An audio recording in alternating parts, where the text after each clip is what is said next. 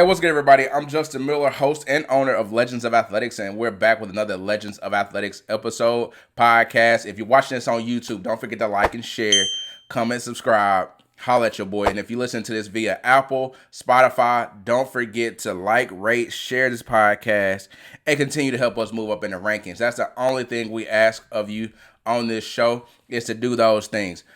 If you are not following Legends of Athletics, go and make sure on all social media platforms you follow Legends of Athletics, and we would be happy to have you part of that club, part of that inner circle, to be in the know of what we have going on. And so that's all we ask. I want to thank each and every person that has taken the time out to make Legends of Athletics a part of their life, a part of their routine, and a part of their daily ride, their daily commute, or wherever you listen to us at. I'm very appreciative of your support, because without your support, it's just a dream, and you guys help the dream become a reality. And so that has been greatly appreciated, and I wanted to take the time to tell you guys that. Today we want to talk about confidence. Confidence is something many athletes lack, and it's a thing that can be the difference between an athlete gaining a scholarship, an athlete going to the professional ranks, or an athlete getting on the floor to just be a starter for their team, whether it be pee-wee, middle school, high school, wherever. They're just able to do that. And so we want to talk about and really dive into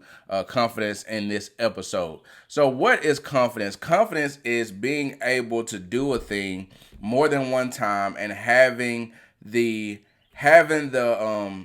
it just slipped my mind. Let me look at my notes. But you have the evidence that you have done this thing before. Being arrogant is just saying you can do it, but you never tried it, you've never attempted it, and you've never done it before. Confidence is a skill that's built on other skills. And so as you get better at things around whatever it is that you're trying to do, whether that's be a better jump shooter, whether that's be a better pass catcher, whether that's being a better quarterback, a better blocker, a better sprinter, whatever it is, the skill that you're trying to build on, as we get the skill better, we gain more confidence. And so confidence is everything. That's something that I try to instill into the athletes that choose to train with us in the face-to-face sector here in Mississippi and Alabama. We try to make sure that we give those athletes confidence before they go back to their school, go back to their team, or whatever organization that they are part of. We want to make sure that athlete has the confidence to not only build on the skill they have, but also to be the tide that raises all boats around them. And so that confidence comes from the training. As you get better with the training and you get better with building the skills, you will naturally get more confident. Confident also in our brain allows us to get a dopamine response because you perceive that you're winning. And winning boosts our testosterone, which is going to boost our energy levels, and it's going to have a very positive effect on the outcome of our life. But how do we go about gaining confidence? Whenever we're going and we're trying to gain confidence, you have to first be willing to fail. You have to be willing to fail in order to succeed. So what does that mean? Let me frame it for you. So by failure, you have to train and do things that are uncomfortable, do things that may be your quote unquote weak points, do things that you need to get better at in order to be a better athlete for your team. And so whenever I'm training and working with an athlete, one thing that I always say is, this is the time to make mistakes. This is the time to get all the bad mistakes, the bad habits, and things like that out, because we're in a sector where we're one-on-one and we're working to get better for when we're back in front of a crowd or back in front of an audience, so to speak. So you have to take the time to fail in order to develop the skill, because if we don't fail, how do we know what to work on, or how do we know what skill needs to be improved on? Many times, I'll take basketball for example. With a lot of athletes I get these days, you can get a lot of guys who are pretty decent average shooters, but then when it comes to driving, cutting, moving without the basketball, well, those are skills that we have to work on, and those things make us better naturally. When it comes to bouncing the ball, or moving off of one dribble and getting to the rack, or off one dribble and making a move, or being decisive, those are things that help and aid in our game. And so whenever I get an athlete and I say, well, this guy can hit, let's say out of 10 shots, right? this guy can hit and make 7 out of 10, 6 out of 10, somewhere in that neighborhood. Well, he's a pretty good jump shooter. With nobody on him, we're not moving. We're just straight up from the 3-point line, right, rising up and shooting. Well, that guy's a pretty good shooter. But then when it comes to, well, how does he move if he has a hand in his face? How does he make that shot off the screen? How does he do if he has a dribble drive? How does he do if he has to go and do an up and under? Can he post up? Can he fade away? Can we work? Does he have a mid-range game? How does his defense look? These are the things that we can build around that skill in order to make the athlete better. Now, there are many ways to go about that and many ways to attack the problem, but we have to address what the problem is. And then we come to the issue. Then we come to the solution, not the issue. We already got the problem, but then we come to the solution. Well, we start working on, first we work within a small box. So we'll get the cones out, and we may just go corner kick, corner three, go to the corner. We'll start with a couple steps instead of running all the way into it. We may start with like 5 steps and run into it, 4 to 5 steps, run into it, stop and pop, stop and pop, stop and pop. And then we'll add a little new one. So we'll start that same drill from the half court. We'll go full speed. So we'll start playing it at game speed. We'll go get to the pass the ball. We're already down. We're already down and into the triple threat. And then we rise up to shoot. Then we'll do the same thing. We pass the ball, we get down, we're already in the triple threat. We get the ball, and we got to rise up and shoot over a target, or shoot over an object in order to, replicate a hand being in the face.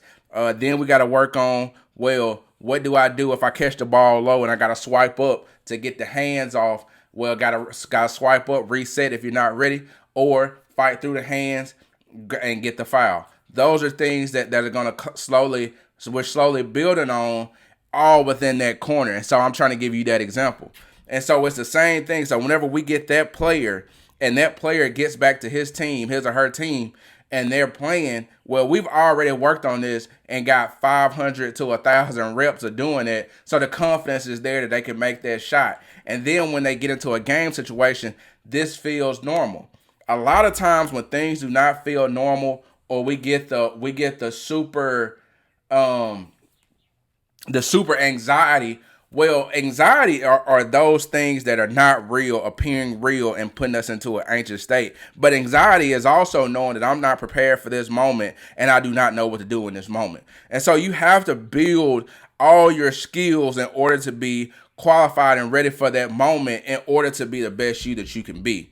And I'm sorry I'm getting excited, but this is just something that I love and I'm passionate about, and something that I have worked in the field to do time and time again. That's the secret sauce. You want to put your athletes and you want to put yourself in the most uncomfortable positions in order to be the best. If you want to be the top 1%, if you want to be elite, that's what elite is. There are very few situations that we can put them in that they're uncomfortable or weak at, if that makes sense. It's like, if you look at Kobe Bryant, Michael Jordan, LeBron James, very few situations where you say we can take this guy out of a game completely. Very few. But then you get some of your average role players, things like that. Well, you can go, well, let's shade them to a side. Let's cut this hand off. Let's make them go this way. Then they're cut off and they're not as dominant because you're doing things that they have not worked on or they're not comfortable with doing.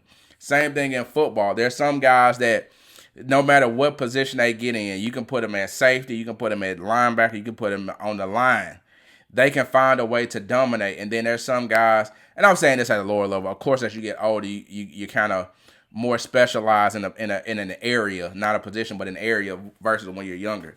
But there's some guys that they're not that athletic, and so you want to that's using sports as an example, but that's how you build confidence. And like I said, as you build confidence, it's going to invoke a dopamine response. It's going to evoke those positive hormones come out of your brain, and then you're going to feel a lot better. You're going to get a testosterone boost, and so you're going to be more energized to keep going after those things that make you feel that way and gain success. And so that's what confidence is in a nutshell, it's doing the things that we are weaker at, preparing ourselves ahead of time for situations that may be uncommon or uncomfortable, and then knowing that we have prepared and we have trained for those situations, and so we're ready to take on whatever obstacles are in our way or whatever obstacles are in our face, and whatever things that we have to get over, get under, get beside, get through, or walk with. We're able to take those things on. We're able to be our best self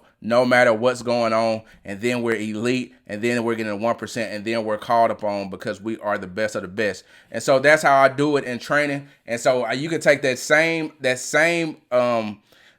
scenario I took with training and take it into your daily routine. I used to work in medical sales, right? And so I'm gonna do a quick story time.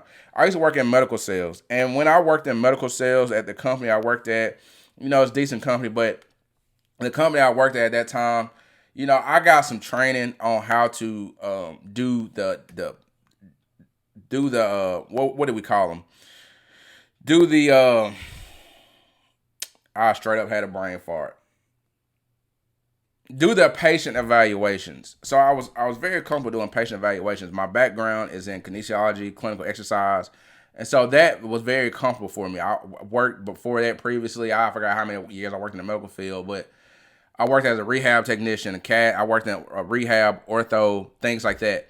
And so that part was very, very easy to me. And then the other part was the sales side of it. So I had to go into some charisma, which I'm a charismatic person anyway, but go into some charisma, learn how to sell, learn how to, navigate and get better at that. And so with that, honestly, at first it was very uncomfortable and something that I didn't want to do because you're out there by yourself on the road, and you do have support from your staffing at your home base, but on the road, you have to go into these I had to go at that time into these medical offices and talk to these practitioners and things like that. And so at first it was very, very daunting task, and it was just something I was like, man, this is wow. I can't believe it. Like it's so overwhelming because the pressure and the anxiety would just become so great, it would almost make you freeze in like a fight or flight response. But then, like, the more I done it, and then started having some success, well, because I had some success, the failures didn't really bother me as much because I was like, well, I know I can get another one on this side. Well, that doesn't matter to me on this side. And even in business, it's the same thing. Every kid I talk to doesn't want to work with me. Some kids want to just see what it's about. Some parents just want to see what it's about. Some parents just want to see what it costs, things like that. And so, over time, you just get immune to it. You build a callus to it, and then you start to get better at it and better at it, and then you start having more wins and you do losses, and then that's where we build confidence to know that we can do it time and time again. And so I hope all of that stuff that I said to you made sense. I hope that you enjoyed this podcast. Don't forget to share it with somebody. Please like it. Please rate it. Comment, subscribe. Holla back at your boy. As always, don't forget to take the road that's less traveled. Do the things the legends do. Get 1% better each and every day. And as always, I love all of y'all. I appreciate y'all for y'all support. Be legendary.